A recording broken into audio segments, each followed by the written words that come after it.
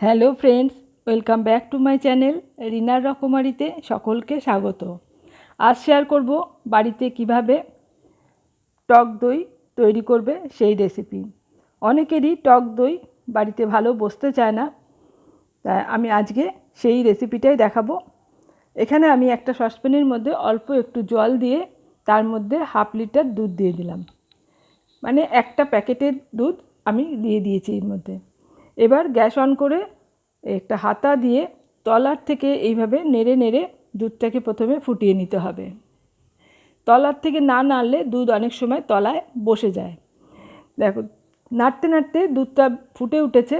এবার গ্যাসের ফ্লেমটাকে কমিয়ে দিয়ে অনবরত দুধটাকে নাড়াচাড়া করে জাল দিয়ে আমি দুধটাকে ঘন করে নেব। 4 থেকে 5 মিনিট আমি দুধ জাল দিয়ে ঘন করে নিলাম। আর দুধটা এখন এরকম ঘন হয়েছে, এর মধ্যে কোনো গুঁড়ো দুধ মেশানোর প্রয়োজন নেই। এই দুধটাকে এইভাবে জাল দিয়ে নিলে পরেই দইটা খুব ভালো বসবে। দুধ জাল দেওয়া হয়ে গেলে আমি গ্যাসের ফ্লেম অফ করে দিলাম। আর এখন একটা ঝুড়ি দিয়ে ঢাকা দিয়ে আমি দুধটাকে ঠান্ডা করতে দিচ্ছি।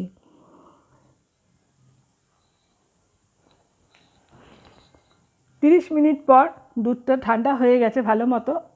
আমি ফ্যানের তলায় রেখেই ঠান্ডা করে নিয়েছি, কিন্তু দুধটা যাতে একটু গরম থাকে আঙুল দিয়ে দেখে নিতে হবে, সেই গরম অবস্থায় দইটা বসাতে হবে। এখন একটা আমি চীনামাটির বাটি নিয়েছি, তার মধ্যে দিয়ে দিচ্ছি 2 চামচ দোকানের কেনা টক দই। এই টক দইটাকে খুব ভালোভাবে ফেটিয়ে নিতে হবে। তোমরা এই যে দইয়ের বীজ, এটা তোমরা বাড়িতে বানিয়ে নিতে পারো। আমি কেনা টক দই থেকেই 2 চামচ নিলাম আর খুব ভালো করে ফেটিয়ে নিলাম। এবার এর মধ্যে আমি যে জাল দিয়ে রেখেছি দুধ, সেখান থেকে 2-3 হাতা মতন প্রথমে নিয়ে নেব।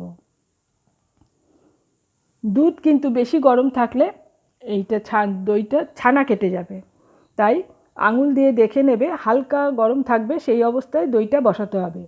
এই দুধটাকে দইয়ের সঙ্গে খুব ভালো করে মিশিয়ে নিলাম। দেখছো একটা ঘন ক্রিমের মতন হয়ে গেছে। এবার এইটার মধ্যে দই বসাতে হবে। আমি এই বাটিটাতেই দই বসাবো, তাই এর মধ্যেই এই জাল দেওয়া দুধটা পুরোটা ঢেলে দিলাম। তোমরা যদি অন্য বাটিতে দই পাততে চাও সেটাও করতে পারো, আর অনেকগুলো বাটিতে বসালেও তার মধ্যে ওই দইয়ের মিশ্রণটা দিয়ে তারপর দুধটা তোমরা দিয়ে দেবে। এবার দুধটা দিয়ে ভালো করে আমি নেড়ে চেড়ে নিলাম। এখন ঢাকা দিয়ে 7 থেকে 8 ঘন্টা রেখে দিলেই দই বসে যাবে, কিন্তু এই সময় একবার একটুও নাড়াচাড়া করা যাবে না, তাহলে দইটা একটু ঘেটে যেতে পারে।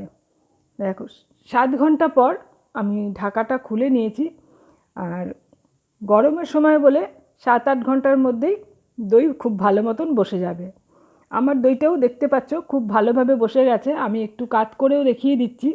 দেখো, দইটা কিন্তু একদমই নড়ছে না, খুব ভালো মতন দই বসে গেছে। গরমকালে তাড়াতাড়ি বসে যায়, কিন্তু শীতকাল হলে 10 থেকে 12 ঘন্টা সময় লাগতে পারে।